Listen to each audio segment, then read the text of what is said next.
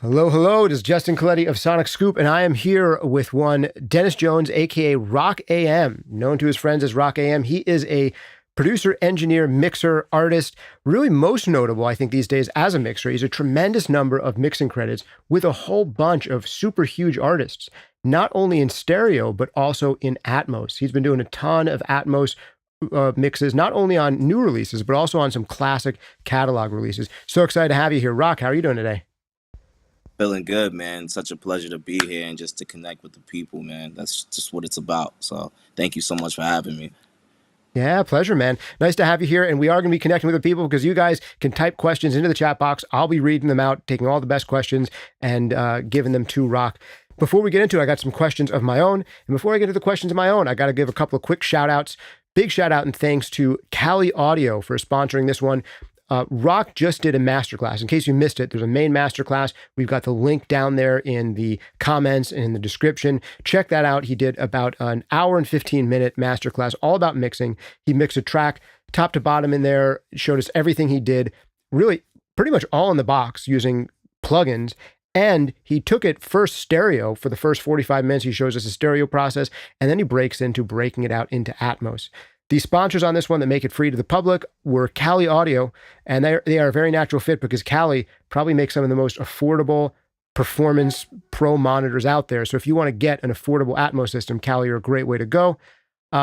Just real quick, how did you hook up with Cali? What do you think of their monitors? Have you used some of their monitors, and do you have any favorite models or favorite things about them?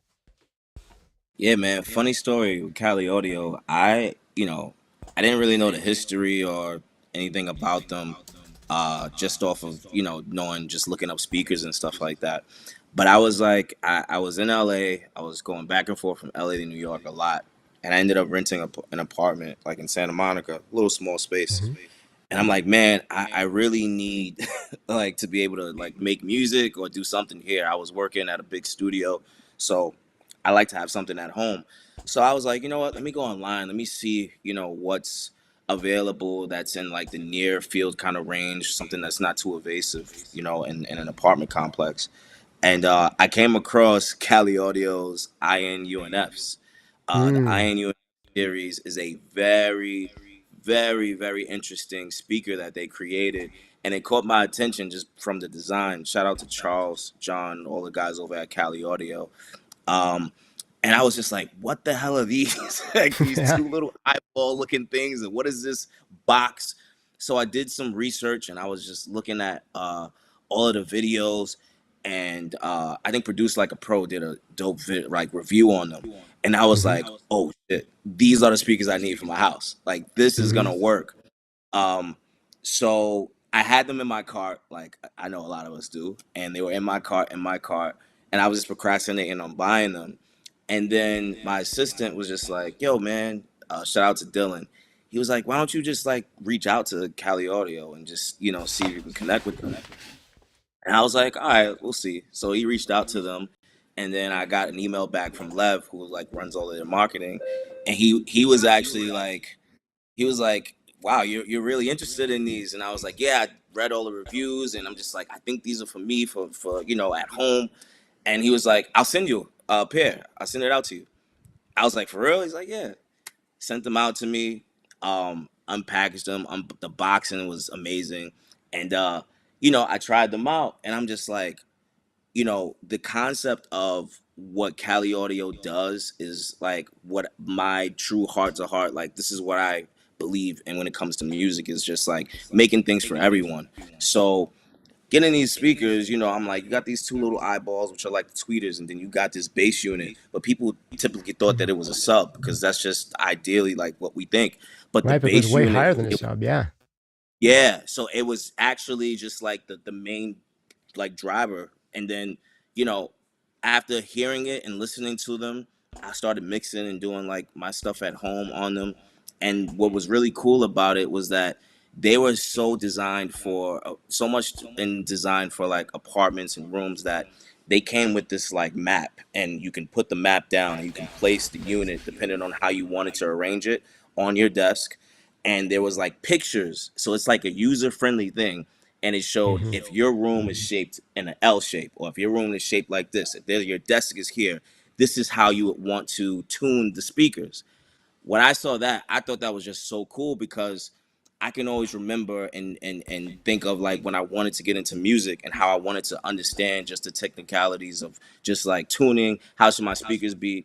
And when you're new, it's kind of like it's a little tough, you know what I'm saying? So Mm-hmm. they make it so Sure. simple and easy, which kind of gateways to like understanding like, all right, this is how tuning works. So I just thought it was innovative, and I was just like, man, I really like this company. I hung out with them a couple of times, and it just felt like they were like real people, and they manufacture and do everything right here in California. You know what I'm saying? So Mm. that was a big plus for me. You get to see the process of just everything that they were doing, and they're continuously making innovative products and affordable products for the people, for people who want to get into music. So shout out to Totally. Yes. Cali for Yeah. Big thanks to those guys. And I know that the room that you were in there at the Los Angeles Recording School, they fitted out their whole Atmos system with Cali's, and they're an affordable way to get into Atmos. But speaking of getting into Atmos, I think what you've really built some of the trajectory of your career off of is just the amazing number of Atmos mixes you put out in such a short time on some really major releases. So a few questions here. I want to ask you about how you got into that. But before I even ask you that, give me a sense of what it's like to work on a catalog release, something that's already been released in the past. It was a hit record already, and now you're tasked with taking the mix and turning into an Atmos mix. What does that process look like? Are you getting original multi-tracks? Are you getting stems? Are you working off of stereo masters? What's that usually like? What have been some really hard ones? What have been some really easy ones? And are there any you're particularly proud of? Yeah. I mean, just recently, last night, I just finished up New Edition's catalog with Mm. Jimmy Jam, actually. We were in the studio together. Shout out to Jimmy Jam. Um, Mm-hmm. and it's crazy because, you know, I got into Atmos because just like I got into Cali Audio, I had the opportunity to kind of see a different perspective. And I'm just like, wow, Atmos sounds kind of cool. This is like the revolution of music, possibly. You know what I mean? And I was Mm-hmm. very uninspired at the time, so I was looking for like a new route. So getting into that, you know, I started doing catalog, and what's so sick about it is that you literally go into the past, right? And Mm-hmm. you know, you get to see how things were done back then. You get to see how the sessions were set up. You get to see all the notes, all the documents. And I had no idea this is what I was going to get into, but because of I was so obsessed with Atmos, I got really good at it, and I started to do it for labels, and it became a big thing for catalog. Learning and understanding catalog and how it's like the major kind of like revenue stream of like the music industry. Oh, yeah. Atmos was a big playmaker because it was part of like repackaging. You know, you do your box sets, you got your vinyls, and then you got immersive audio. So coming into immersive audio is like we're gonna reimagine what this would sound like, right? We're gonna reinvent this. And from my perspective, I always kind of look to like reinvent something as if it was coming out today. So typically Mm. when you work in catalog, and it's a very sensitive thing. I mean, I worked from your Frank Sinatra, dealing with their estate, which they're really amazing people. James Brown, like everyone has their own kind of thing. So you gotta have to like do your due diligence and work with whoever the estate is or the A&Rs or managers, and then start from there. And pretty much the way it works is you would get, well, I start from the very beginning. There's this place called Iron Mountain, which, you know, Mm. The Vault Brown Company, architect yeah. for. So let's start there.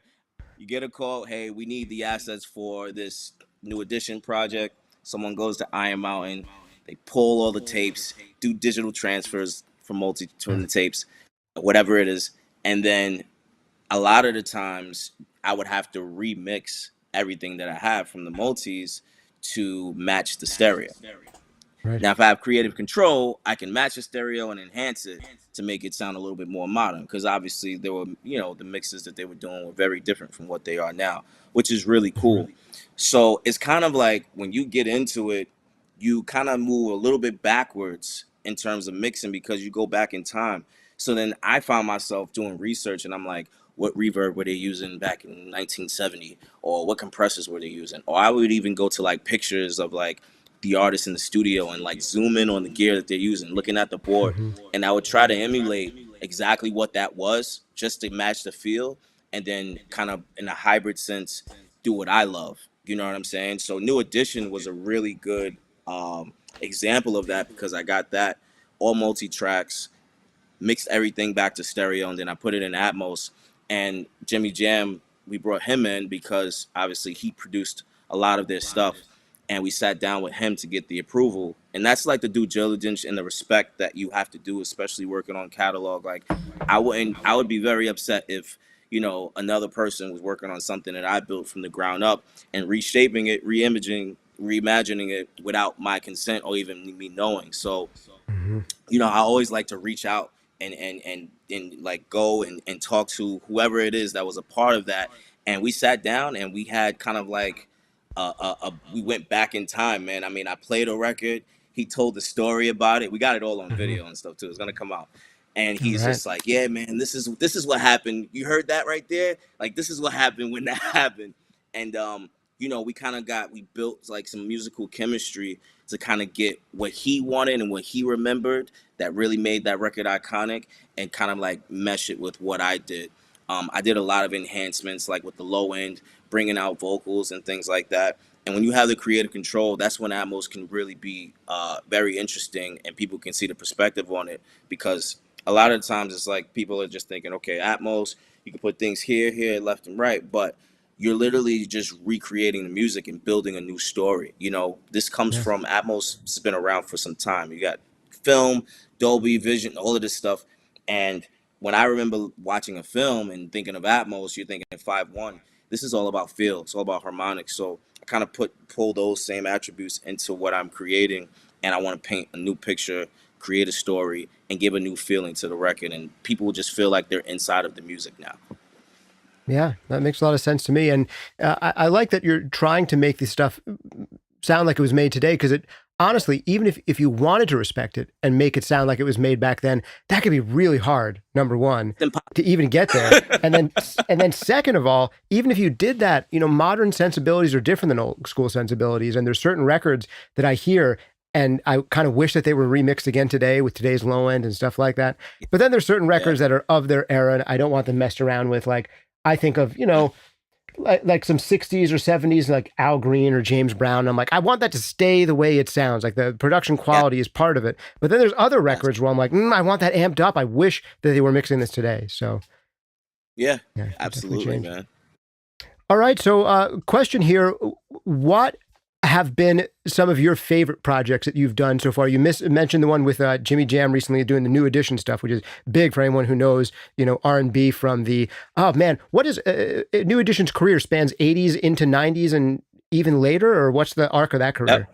Yeah, 80s into 90s. They released some stuff in the 2000s, so it's been some time, man. But like I said, I'm also a producer. I'm an artist. So like when I see, imagine just being able to go back and like look at Michael Jackson's session. You know what I'm saying? Right, Like, sure. and I was geeking out with Jimmy Jam. I'm like, yo, he's like, they labeled all of the stuff that we were using. He was like, yeah, that was the D50, that was the Jupiter, this was the vintage Juno. And I'm just like writing all this stuff down, and I'm like, you should see my cart right now on Reverb. Like, I want to buy all of these.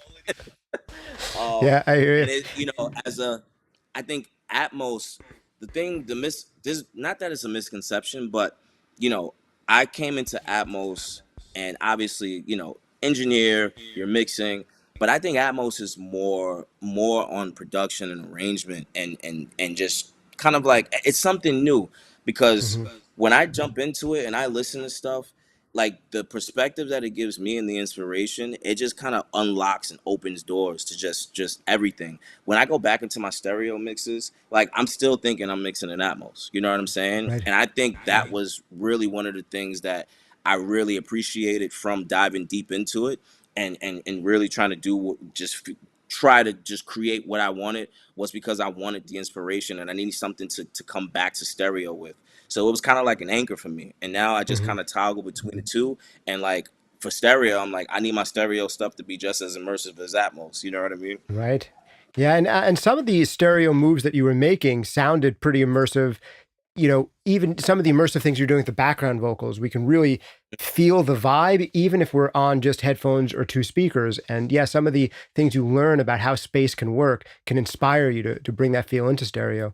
I have a couple questions too about some of the newer records, because we were just talking about like an artist like New Edition, but you also, looking at your discography here, there's records that you've worked on for more recent artists. So immersive mixing for Justin Bieber, for Jay-Z and Rihanna on Umbrella, Keisha Cole. These are relatively recent records.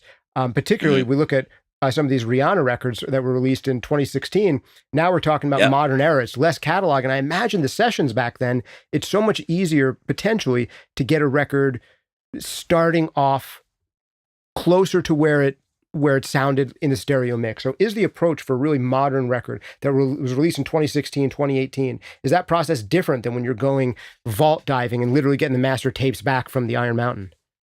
Absolutely. It's not, it's like almost a night and day experience. Because newer records, they're already processed. You know what I mean? Yeah. Like they're already done. So when you're mixing, you're kind of adjusting what you're bringing into the immersive space. You know what I'm saying? And it's fun too. There's a lot of, the thing with new records is you kind of have like a lot of just creative incentive on like rebuilding and creating a story out of that music, right? Making it more cinematic. And partnering with the artists, I think now what they should start doing, and what I hope is going to start happening, is that thinking about Atmos and immersive audio in mind when they're creating their albums and work. Because you can go so far with that. You know what I'm saying? I just think about like how I watch TV and how I watch film, and I'm just like watching it visually, but like now I can listen to the music and almost kind of get the same kind of reaction of watching a film based off of what's happening immersively around me. So it's an exciting time, music and technology, and it's the perfect time because with everything going on, it's just like we're in need of just like some sort of a new revolution when it comes to like music. We've been in stereo for what, like 50, 60 years. We were in mono for X amount of time, then they went to stereo and they were like, why do we need two speakers? That's crazy. Then we made headphones, which I heard headphones was like a mistake that wasn't even supposed to happen. So I think we're due for something new, specifically with music and technology aligning in parallel. It's just up to us, the creatives, the artists, the producers, influencers, to kind of just build and work on it and not say, oh, this doesn't sound good. Like we need to just make it great, Yeah. I could ask you a million more of my own questions, but I want to turn to some questions from the audience. First, some that came in during your masterclass, and then we'll get to some that are coming in right now. So one from Timothy Davis had a couple. Okay. When you were starting to work on the snare sounds on your track, he was asking, what's the best way to isolate a snare tone when the mic is picking up hi-hats and other drums? Any tricks or tips there? And this was a live drum kit production. You had a pretty clean snare sound, but what are your best tips for making snare work when there's bleed from other elements in there? Yeah, definitely. I mean, if you can manage the recording, obviously a good recording is number one, but after in post, it's all about, I do a lot of side chaining and gate, gates and side chaining. Sometimes I'll experiment with like, denoisers and things like that, or like RX if it's like really bad.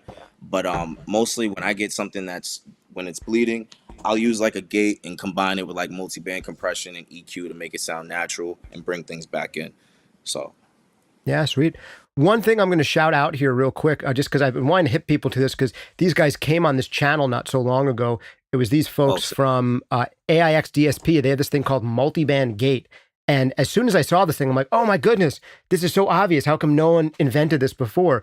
But it's basically a 3-band gate. And I found this to be extremely useful for things like cymbal bleed, stuff like that, because you can have a separate gate for just the high frequencies and a separate gate for the mid frequencies. So you can get so much more control where you can have a really hard gate in the high frequencies, but it doesn't interrupt like the mid range of the snare. So this is a super cool tool, I think, for people who are doing that stuff. And it's a lesser known one. I think everyone should own this, and every plugin company should be making something like this. But until then, I definitely recommend it. AIX DSP multiband gate. I didn't even find out about it until they came on this channel to show it to me. And as soon as I saw it, I'm like, I have to tell everybody about this. Did you try it out? What was that? Did you try it out yet? Oh, yeah, absolutely. It works surprisingly well. I mean, it works like a gate, but better and easier. I mean, it just has all the same controls as a gate. But let me see if I can zoom in on it a tiny bit here. Can I do that? Bam, bam, bam, bam, bam. All right. Yeah. So it just has your threshold, attack, hold, release functions like you would on a gate, but you can set that separately, including the threshold for each band. And it's just like if a gate was easier to use and sounded better. that's what this thing is. So I'm Sick. shouting out for those guys. Also, do you ever use sample augmentation? I don't think you were doing any snare samples on this particular track for this artist, but is sample augmentation replacement ever something you do? No, I've done that in Atmos in the past. Wasn't really a big fan of it. Um, just because I feel like it takes away from a lot of the true art form. I'm a true believer in kind of using what you have, and Mm-hmm. if the music has those resonances or the bleeds, then you got to work with it, man, because that takes away the vibe. You don't want things to be too Mm-hmm. robotic, then you lose the soul and feel. You talk about James Brown. It's like you don't want to Mm-hmm. be adding like another bass like sound or drum sound to any of his stuff, and like that Right. stuff was super raw, super uncut, and you just Oh like yeah. there's nothing better than that. You know what I'm saying? So I'm a Mm-hmm. true believer in organic sound. All right, dig it. Timothy had a second question here. He says, I'm also wondering how rock identifies a frequency that might, quote, need work. And that's something that you brought up in there, you're EQing and finding these Hmm. frequencies that you felt like needed little cuts, sometimes doing multiple little cuts in Yeah. the mid range. How do you find out where you should be cutting and by how much, and where do you know to look? Yeah, so it's all a combination. I mean, again, today's technology, there's so many ways to set yourself up, right? So as you can see, what I was doing in the Fab Filter Pro Q, which is known for, you can find targets for just anything that's out of the ordinary that they identify, and then you just verify that, right? That's one Mm-hmm. way. Oh, the general way and the way you should always do it is just listening, right? You listen to the record, Right. you solo it, you hear what it sounds like up against all of the music, and you identify like where that wherever it is where you want to take out, where it's coming from, and then you start testing it from you solo, you do your sweep, and you just start to see what is it that you're listening to that you hear. But that's all ear training. You got to know what the stuff sounds like to know where to find it. And that takes time and experience, and it's just day to day is just like practice, man. Like I'm every time I'm doing a session, anytime I'm mixing, either it's for professional, indie, it's always practice for me because I'm constantly learning, constantly identifying new sounds and training my ears. So the more you train your ears, the better you'll get at subtracting frequencies and things that you don't like. And at the end of the day too, it's your preference. Some people like that really harsh like top end. Like I know some rappers, drill rappers, or like the newer like futuristic rappers, they like harsh top end. They like exaggerated bass that blows your subs.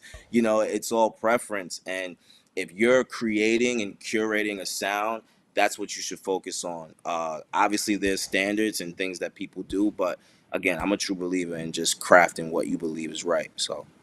Yeah, fair enough. Here's a question from Mike Farren who asks, how do you find a good level to put the kick and bass at so that the limiter in the mastering stage doesn't eat up the whole mix?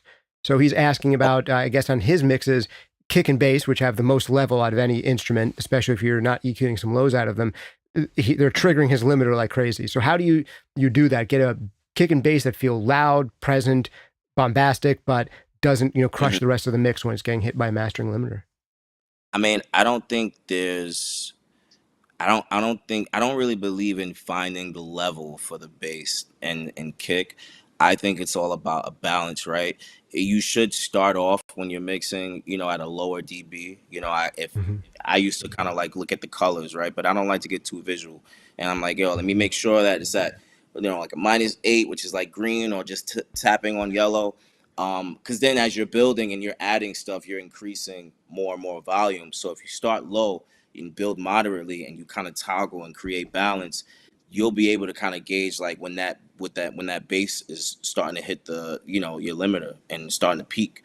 And then you'll be able to turn it down without having it being too crazy and then having to backtrack and remix everything again. And I think that's the problem, is knowing how to set up your mix and start so you don't have to have those issues, because all you're doing is just really toggling. And you have the bass, like in the beginning when I was working, right? I had the bass where I wanted it, like right at the beginning, but I knew that wasn't gonna be it, because I'm like, Mm-hmm. all of the music has to come in, the vocals have to come in, but this is gonna be my starting point. And then obviously I'm gonna remember, let me get back to the bass, let me go back and let me tweak as I'm doing all of the other stuff so I can keep that balance, keep everything cohesive. Yeah, that makes a lot of sense. Just a tiny thing I would add from the mastering perspective, because I do work as a mastering engineer.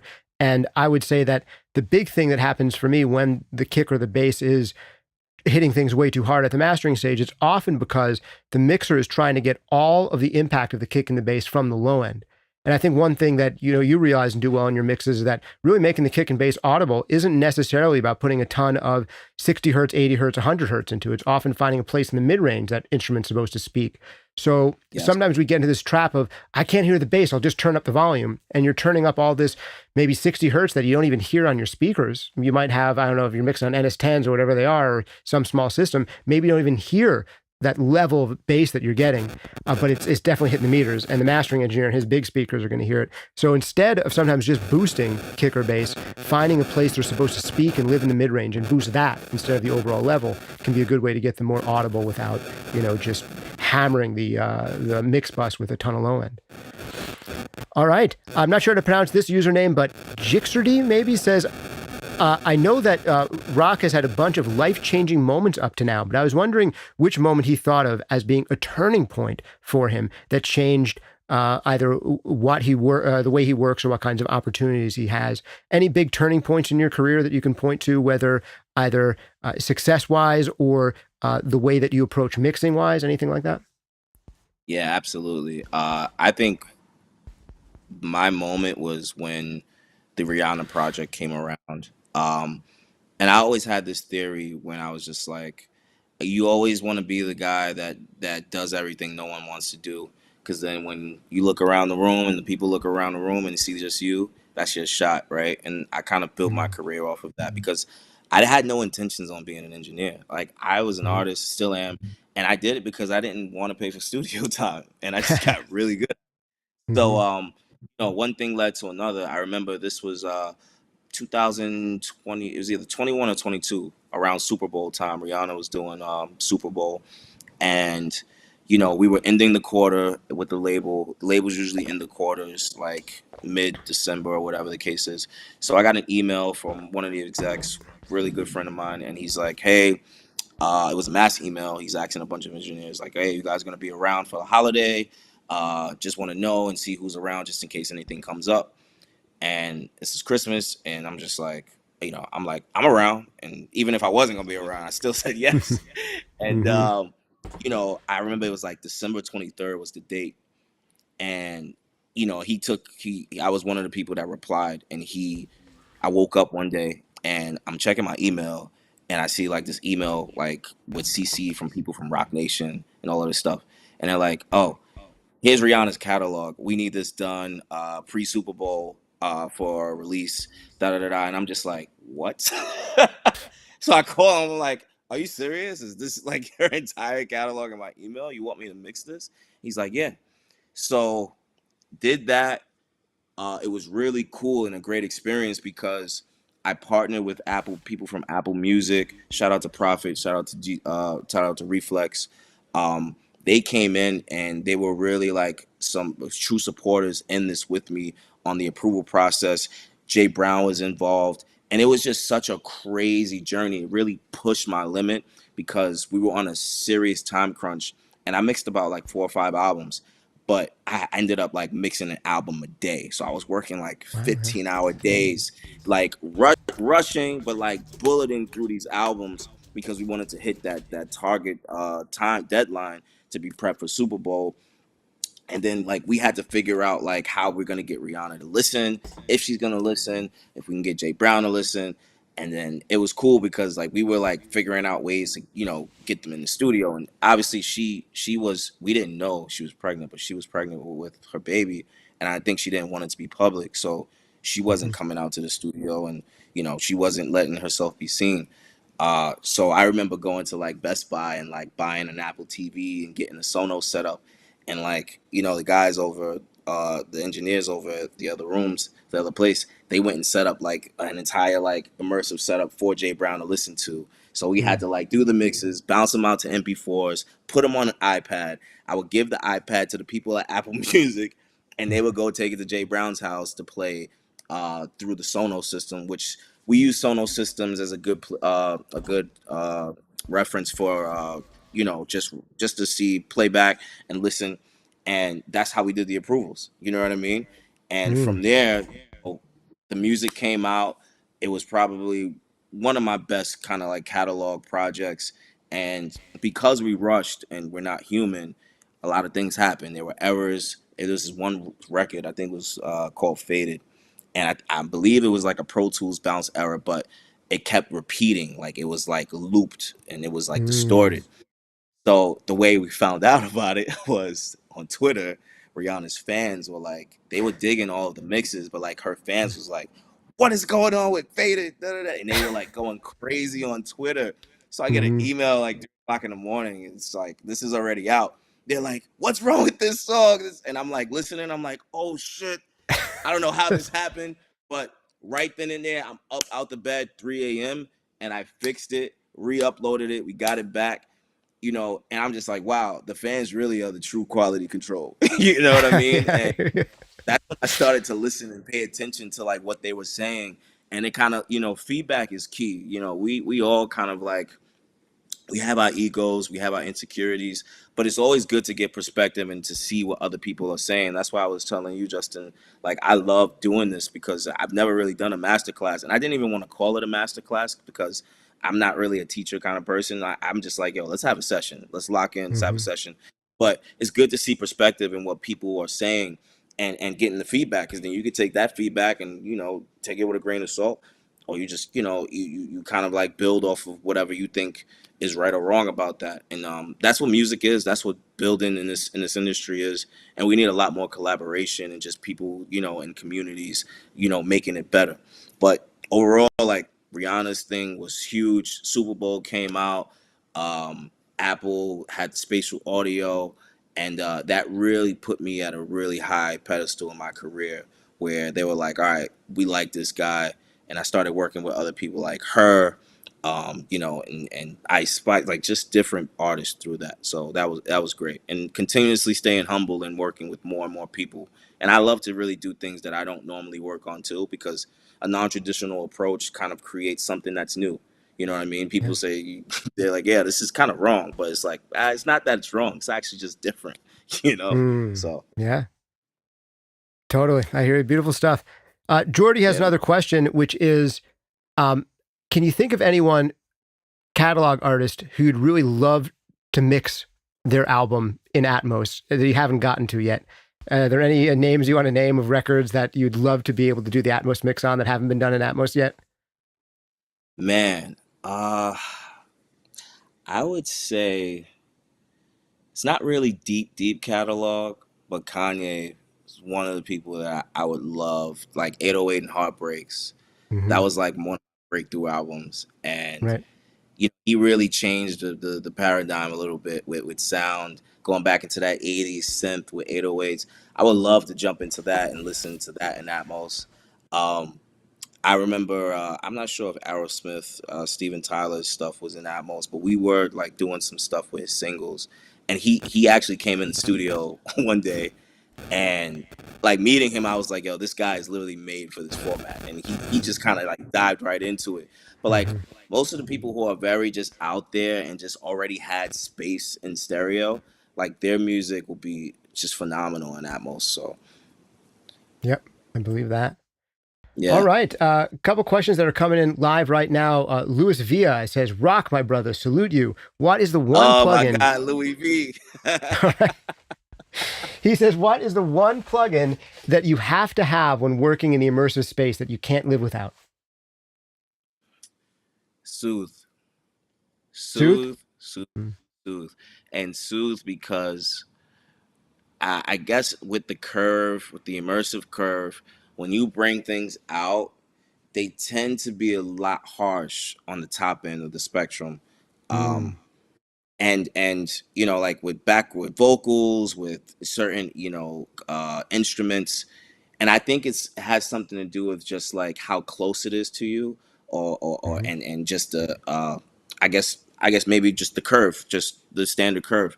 But soothe usually is something that I will put on everything that's in the immersive space, because it can be a little bit like too aggressive, and it can just pull back instead of like EQing and removing a lot, and doing a lot of spectral, like a lot of surgical stuff, because you don't want to like remove the feel. So soothe is like a really good key player. I toggle and play with it a lot. in an immersive space between vocals, synthesizers, sound effects, all of that stuff. Yeah, got it. Good stuff. All right, another couple questions coming in here for you. Jedediah, this is more of a statement. He says, man, newer engineers are going to need to learn Atmos. And he's saying the way that we've really got to do is start incorporating it into our productions. And that's a great way to think. If you want a great Atmos mix, thinking about space at the point of recording and producing makes a lot of sense. 100%. All right, a lot of people here saying thanks for all this stuff. And Jedediah also says, Atmos can be so intimidating. It's hard to know where to start. I'll have to rewatch today's session again. I'm so glad we're recording these. So do you have any tips for someone who's going to try to bridge the gap? They've been working in stereo. They want to try their hand at doing Atmos projects. Are you going to recommend people to seek out an Atmos specialist mixer? Should they think about building out an Atmos setup in their own space? If they are building out an Atmos setup in their own space and they want to do the work themselves, do you have any tips for those people? Yeah, so here's the thing. Atmos is, if you have Pro Tools, Atmos is accessible, right? They updated it to where there's an internal renderer. You have access to it. Listen to Atmos binaurally. That's how I started, right? Started messing around with it. I watched a ton of videos, and this was like 3-4 years ago. So the videos were very different. I was watching stuff in different languages, and I just kind of took a lot of that and put it into the perspective of what I was doing. And when I listened to Atmos for the first time, the stuff that I worked on in an actual room, then I was like, holy shit, I see what this is, right? So now, start on a laptop, get a feel of what it is binaurally. Try to match what you're listening to in the stereo, but give it some thought of just how am I going to enhance this. And then once you're able to get into a room or build your room, study the translation between headphones and the room, which is what I did. And then if you want to build a room out, early on, it was kind of like, this is $100,000 thing, plus. But now with technology and all companies kind of like leaning in on Atmos, it's extremely affordable. Like a set of Cali Audios, their LP6s and all their series, they have a bunch of different packages now, and they're actually promoting that like on like these sites like Sweetwater and stuff like that. Get yourself a really good interface. If you don't want to go too expensive, you can get something midway, because I think the key with that is the conversion. Apogee, they just released the Apogee Studio, which is amazing. I mean, I've listened to it during AES, did some tests and listened. And, Apogee is known for their conversion. So, you will want to get an interface that can actually handle, whatever your setup is going to be, either it's 714 all the way up to 916 or whatever the case is. And then, just experiment.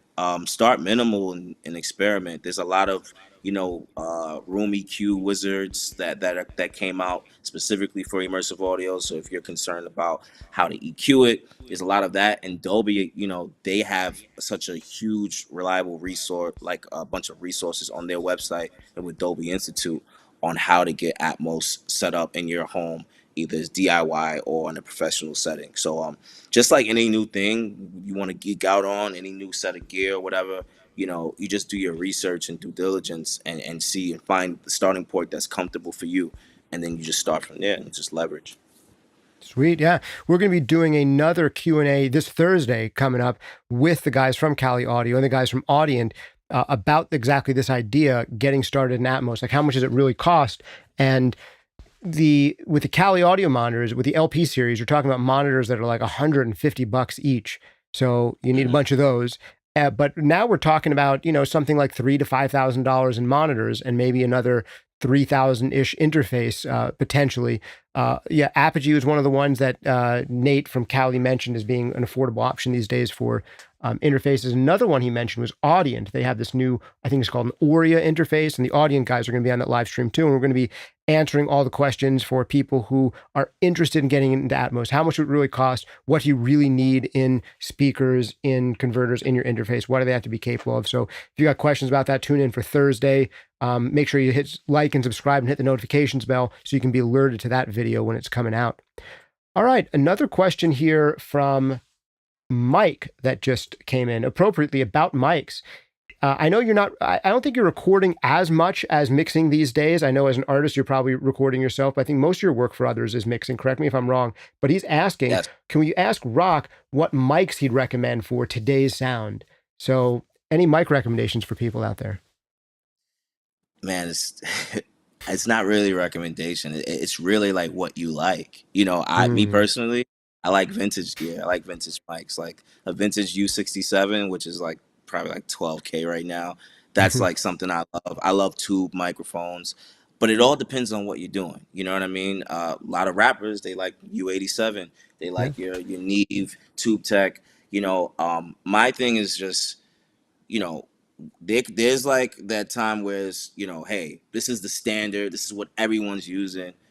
Try to like go out the box a little bit and Hmm. seek something different, because sound, you know, it's already kind of like tough as it is when a lot of like things kind of sound alike, but then sonically it can sound alike too. So I always just like, man, get stuff and buy things that no one else has, even if it's Mm, like that you can build. A lot of companies actually build gear too. Like you can hmm. really hit up like an Audioscape or Stand Audio and tell them what you want, and they'll like build Mm, something for you. You know what I mean? yeah. So definitely just do your research and just try stuff, practice, and that's just what I believe in. I don't think there's any like to go to mics or gear to use. Like, nah. Yeah.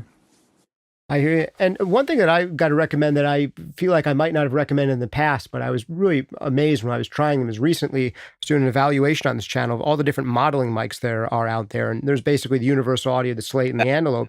And if you don't know the difference in the sound between a U67 and a U87 and an M149 and a Sony C800G, even just for like $1,000, and some of these are less than $1,000 these days, what a learning tool they are to like go through a whole history world of microphones and get a sense for what types of mics sound best on your voice or what kind of direction you lean in, even if it doesn't become your only mic. I mean, and even if you use it for a year and then sell it for another mic, just how much you can learn. But I got to say, some of those models are so close to the real thing that they can be a real nice asset. Well, in fact, I learned about the U67 using the Slate mic, because that was my Mm, travel mic.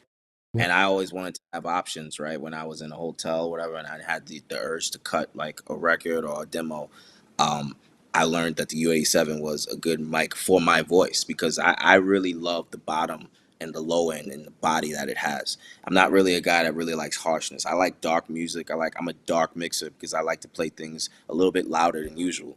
So Hmm. that was for me, and I learned through Slate. You know, so that's actually a really good point there to experiment and see what. And there's a lot out there with the mic mods, but for sure. Yeah. All right. Joy DeRose says, "Rock!" Exclamation point. Jordy says, "Do you see yourself stepping into mixing sound for movies, or do you think you wouldn't be as interested in that?" Well, I'm actually experimenting now. I've done some short films already, very small stuff. I've sat in on sessions for like Hulu documentaries and stuff. And I was just at a convention recently, film and post convention at Sony, connecting with a bunch of composers and editors and sound guys. And I think that's going to be what's next for me. And but for me is like when I like to come into a new job, a new anything, right? I like to analyze everything that's going on, and I like to see what's the void, right? And I think there's some sort of a connection in music people working in film and film people working in music. Because if, Mm, if we're doing it now, right, like Atmos came from film, now it's in hmm. music, and we're, you know, and I think it's something that's reciprocated there that we need to actually explore. So and I've always heard like the film people want to work on music and the music people want to work on film. So Yeah. yeah, that's definitely next for me for sure. And Atmos created that opportunity. Yeah. Man, the grass is always greener. You know, I was studying some singing videos and, I was watching some videos and it's like, man, it seems like every baritone singer wishes they could hit those high notes like those tenors. And every tenor singer wishes they could hit those low notes like those baritones, you know? Yep. So that's just how it is, no matter what you're doing. All right. Mike Farren asks, do you pay attention to how dynamic a song is when mixing? And I'll add on to that one. Do you have particular loudness targets? And does that change for Atmos mixing versus stereo mixing? Yeah. I mean, as far as loudness targets, I really don't pay attention to the loudness until like the actual target of it until the end. If I have to meet spec, in stereo, it's very different. You know, I usually like to aim for like CD -9, -8, maybe even tapping -7, depending on Mm-hmm. the mix.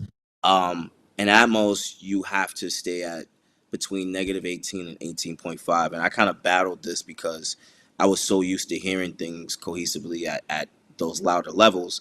But when you understand the technology, you can't be as loud in the immersive space, because what happens is if you create an array of objects in one part of the room, what happens is if things are too loud, it'll tend to distort in that one Mm-hmm. area, and it would just kind of be just a big blob of just sound that just wouldn't sound good.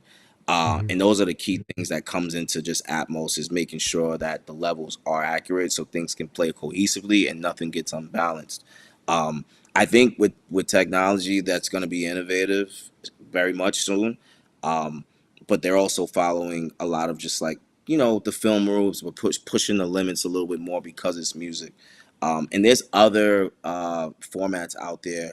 You have like Sony 360. You got I think it's I think Aura 3D or something like that. But like there's Mm-hmm. other tools that are out there where you don't really have to follow those guidelines. But it's just all just picking and choosing your poison and seeing what the Mm-hmm. reaction is. But So yeah, I have a question here about mixing in Atmos and then having that go down to like a stereo binaural render.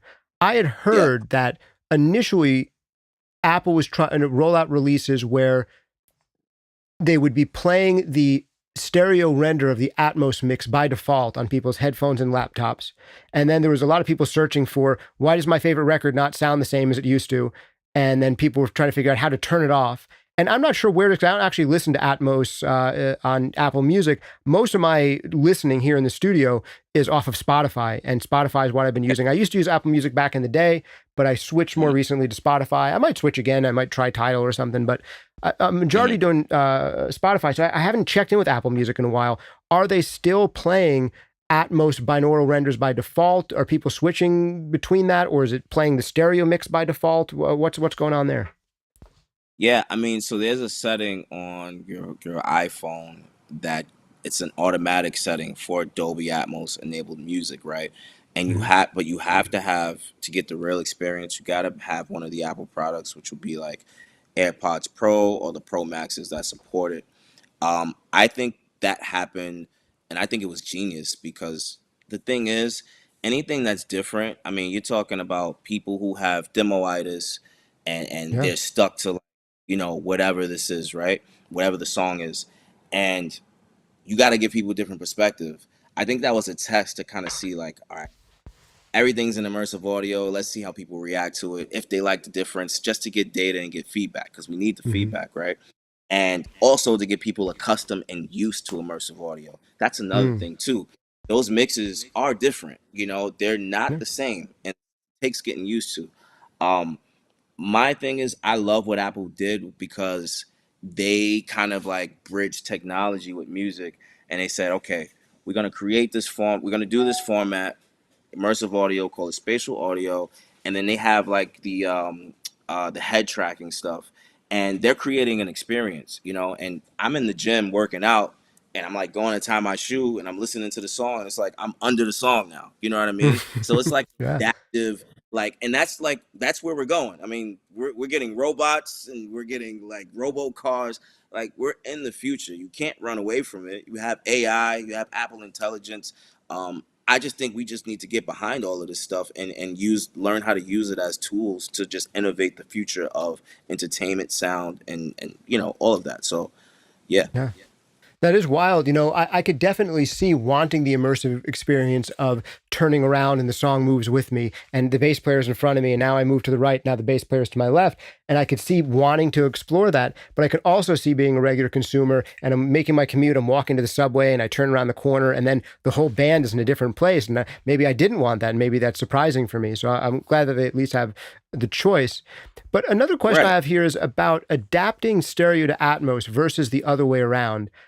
I have a theory here, and I don't know, this is me speculating, but I kind of Yeah. feel like it's always going to make the most sense to do the stereo mix first and the Atmos mix later because, in my experience, I haven't done much in Atmos, but I've definitely Yeah. played around with surround back in older formats where you had, Yeah. 7-2-1 Watch. and 5-1 and all that stuff. And in those systems, it was so much easier to mix in a way because you didn't have to do all this EQing to fit things just into two speakers. Like you could use the Right. pan knob to move things, and it's so easy to get separation when you have all these other speakers. So you end up not Yes. working as hard to make everything fit because there's all this real estate to fit things in. But my fear is if you do that first and then just expect it to fold down to a good binaural render, then you're now all of a sudden trying to fit all of that back into two speakers and you're going to hit a Yeah. bottleneck, which makes me think that the best practice is probably always going to be get a mix that works on two speakers. And once Hmm. it really works on two speakers, then blow it out for the Atmos. Do you have thoughts on that? I mean, it's all subjective. I think that right now that is the case because Mhm. the tech isn't there yet, right? Mhm. Um, and it's eventually gonna get better. I mean, binaural beats, binaural listening, it's gonna become much better. It's gonna become more of the experience that we create in the studio. But we have to be able to feed it. It's just like we're feeding AI. We got to feed the data so we can make these products better. I actually had an experiment. I mixed. I don't know if you guys ever heard of Pitch Perfect. Pitch Perfect, Bumper in Berlin. It was like a NBC series, and I mixed the entire album Mhm. for the soundtrack for the show, and it was the opportunity that I had to mix it from Atmos and downfold into stereo and binaural, and Mhm. no one really knows that I did that, and that's what I did, and it sounds amazing, and it Mhm. worked. And the reason why it worked was because a lot of this project was like they were like hitting pots and pans and stuff. It was a lot of Mhm. stuff like that. It was actually really cool and fitting for it. Kind of know what the target is and if it's possible, and just in this experiment. And if it sounds good, so be it. If not, go on to the next thing. But it doesn't hurt to try, and that's what I did, and it worked out in my favor. Other things Right. I've done, kind of like what you were saying. You fold all of that stuff down, and it's kind of like a circus because now you have all of this. We went from this big real estate space to like now we're in a little box, and it all sounds out of whack. But I think Mhm. again with technology, I think it's going to be a space for that to really kind of like show and be the new leading kind of way of mixing at Yeah, some yeah. point. So Yeah, on most music releases that are coming out now, if I play them on most streaming services or on YouTube, am I likely to yeah. be hearing the stereo mix unless I select to hear Atmos, or is it still the other way around, like Apple was doing, where they were doing Atmos unless you select stereo? Wait, I'm sorry. Can you just repeat the second part of that? Yeah. So is it on most streaming services and on YouTube and stuff like that? Yeah. For most music mixes that are done in Atmos, would I be hearing the stereo mix unless I select to listen to the Atmos mix, or on Uh, most platforms are you hearing the Atmos mix unless you select stereo? Which way is it? I believe. Well, with it all depends on what your setup is too. Mhm. I think that's what's important. I mean, if you only have a stereo setup, you're not gonna hear it. You're only gonna hear it in stereo. But if you have like a Sonos setup, and you're playing it through your Sonos, it's gonna automatically play in that format unless you Mm. take that setting off. I think everyone's doing that, which makes sense because I wouldn't want to have a setup at home theater, or an Atmos setup and have to turn it on. You know what I mean? Right. It's just an extra step. Yeah. Um, and I guess that's just a good way to also. I like the systems where you can A/B and just identify the difference between two. I think we need a lot Mhm. more stuff like that, which I don't think there's like you have like binaural renderer by audio movers, but I Mhm. think more of that technology would be cool because then you can kind of like just distinguish the difference between the two and see what you like. Right. Sweet. All Yeah, right. Quick question here on loudness. You were talking about, hitting -9 to maybe -7, depending on genre, maybe how much low end is in the record, that kind of thing, for stereo, and then -18, which is really dynamic for Atmos. Is there less of a volume war with Atmos, or is it still about making things, hey, we're going to get to -18, but I'm going to have the dynamic range of -7, -9 with a lower peak level? Or are things allowed to be more open and dynamic because there's less A being? What's that like as far as loudness yeah. compared to other records? There's no loudness war in Atmos, not yet at Mm. least. One, and it's there's actually this new tool that just came out. The thing Reichman made is called mix immersive or immersive mastering. I can't really think of the name. I'm sorry, I'm butchering it. But he created a tool that I just started using when you're working on albums. And what it does is after you mix everything, because I'm not paying attention to specs or nothing like that in the immersive space. And like you said, you have the real estate for it. You have the space. Constantly in stereo, the fight is to put everything in his pocket. So it's easily done. Once that's done, you can easily just trim everything down to -18 to meet spec. And it works in Atmos. Can't really do that in stereo because then you'll lose a lot, right? Um, but I think because of the real estate that we have, you can do that. There's other tools out there like Dolby has it's called there's a tool that they have. I'm so sorry, I'm messing up all these names. I'm looking it up No online. worries. It's called the album assembler. It's also a really cool tool to use when you're doing albums. You can kind of put everything, all your ADM files, all your stereo files together. AB, the ADM and stereo files. They have a limiter, they have EQ, and you can do everything right there live, right after you bounce everything out of Pro Tools. And you can put everything into spec and stuff like that. So I think as of right now, it's just like we get the Atmos mix done. It's so many dynamics that we're not worried about volume. It just can't be anything above like that 18 mark, -18 or, Gotcha. Understood. All right. Well, Rock, this is so great. You've been so generous with your time. You gave us a fantastic masterclass that premiered today. This Q&A has been awesome. You've really gone to some great detail with your answers. I'm going to call it here because we've been taking your time up for almost an hour here. So I really appreciate it. Before we let you go, are there any parting words you have or any places where you'd recommend people keep up with what you're doing? Yeah, man. I mean, you can go and type in Google ROC.am. It's a domain. That's my website. It shows every part of me from my artistry to my production to my engineering, all my credits. I also just started a nonprofit called the Never Give Up Organization. And it's pretty much this, like what we did today, bridging people, creatives. And when I say creatives, I mean everyone, because we all create and have some art form within us, giving them resources to technology, understanding how to use those resources, aligning them with business dynamics so that they're understanding how they can get into whatever industry they want to get into. And also there's a whole lot of mental health awareness that's involved in it. I'm working on applications and things to use specifically for high creatives and people who are just into just contemporary art, all of this great stuff.